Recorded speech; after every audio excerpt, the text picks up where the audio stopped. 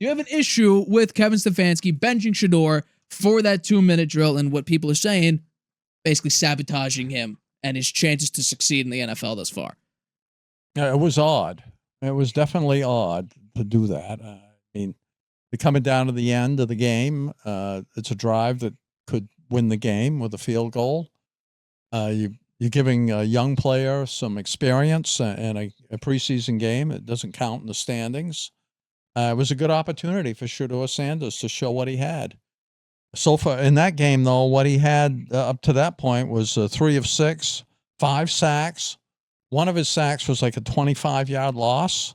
It's because he holds the ball too long. He has some issues, that's for sure. And he did not play well in that game. Maybe he would have rose to the occasion on the 2-minute drill, but we never got to see it because Stefanski benched him. And as you said, the fans and the media went wild. And they were saying that, they're criticizing Stefanski, saying he's trying to sabotage Sanders' career. You had Shannon Sharp saying this. You had Chad Ochocinco saying it. You had Hudsanda Zadi saying trying to break him by giving him limited opportunities and not providing the necessary support for growth. Skip Bayless, though, was the one that he went way over the top here. He said Stefanski is mishandling Sanders. He called Stefanski trash. That Sanders should be traded to another team that would support his development. He said the controversy comes from Sanders being pulled in the 2 minutes to go, as I mentioned, for Tyler Huntley, who did drive the team right down the field for the winning field goal and then was cut 24 hours later. And I think maybe his getting cut was Stefanski hearing it from the media and from the fans and deciding, hey, I probably did make a mistake. I'll show that, this was just part of my coaching, getting ready for the regular season and the preseason. And, Huntley's gone. He's not going to be one of our quarterbacks. So it was weird. I don't understand it. And, according to Bayless, he says they rigged it against him. He had no shot. I'm outraged. I'm sickened. I'm saddened by the way he is treated by the sorry-ass Browns and the sorry-ass Stefanski. That's what he said. Derek Carr echoes skepticism about why Sanders was not allowed to finish the 2-minute drill. You look at the Browns, are the Browns the best place for Sanders to develop? Yes.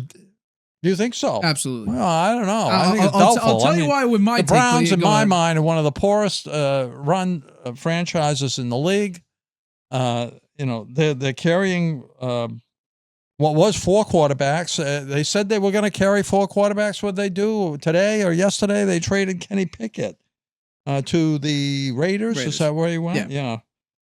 Because the Raiders' backup quarterback's hurt, and so the Raiders picked up Kenny Pickett. They said they weren't going to trade him, but away he went.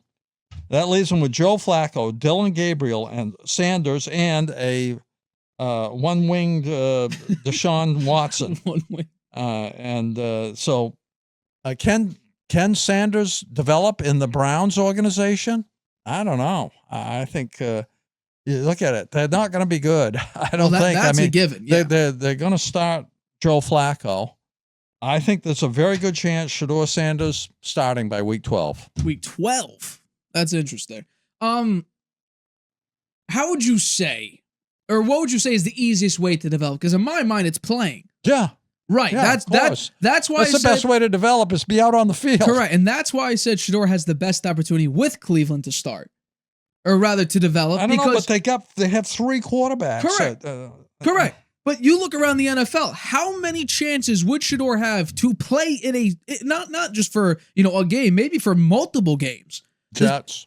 There's no way. They have Justin Fields. Justin Fields, if they're going to stick with him. He's a big question mark. I agree. Big question mark. I agree. And you know what? If the Jets had drafted him and Fields, even if he played, serviceable, if he was a game manager, there's still going to be, the fans are going to be pounding the table for Sanders because he's a big name and New York is a big market. Correct. So I think he would have had a chance to play in New York. Well, even with Cleveland, they're pounding the table saying for him to play. And this game was a perfect example of what every single analyst, maybe every single, scouting department was talking about with Shedeur Sanders. He didn't play in one singular 2-minute drill, and it was DEFCON 1. That's simply the reason why, and Albert Breer exactly said that in an article he wrote Monday. Shedeur Sanders is not a starting quarterback right now, and we saw it against the Rams. Dillon Gabriel is the much more ready starting quarterback because against the Rams, which, by the way, they were complaining about Shedeur Sanders playing with backups and whatnot. Against more of the Rams' second string and maybe some of their starters, Dillon Gabriel put up a very respectable 12 of 19 for 129 yards and a touchdown.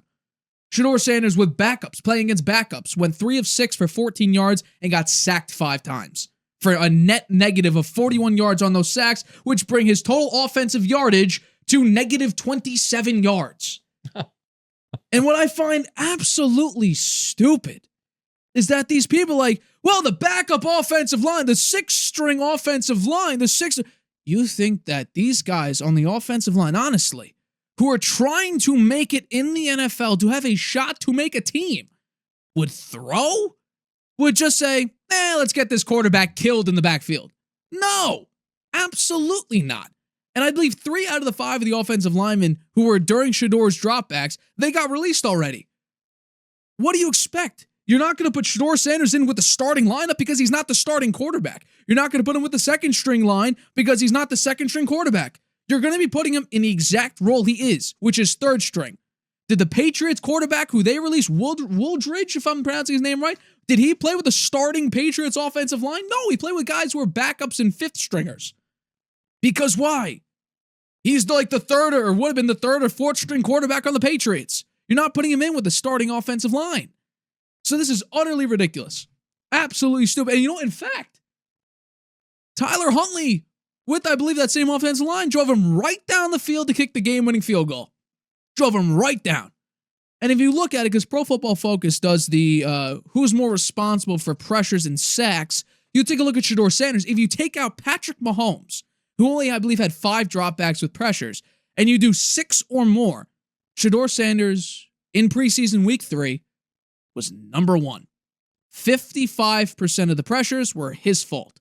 4 out of the 5 of his sacks were his fault. So we could talk about the offensive line all we want.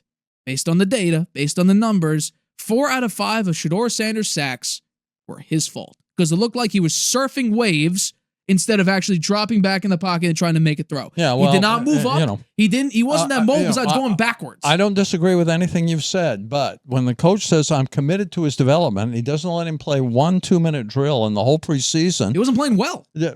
3 of 6, 14 yards, got sacked 5 times. Let's remember when we first saw C.J. Stroud playing against him preseason against the Patriots. He looked like, wow, this guy was a second pick in the draft. He's horrible. Well, yeah, he was terrible. Well, you had to realize he was the starting quarterback. Actually 8 or 9 plays, but so you really couldn't see much. But he was horrible. He was terrible. So, I agree. And as you say, in order to get better, you got to be out there on the field, and the preseason's a good time to do it.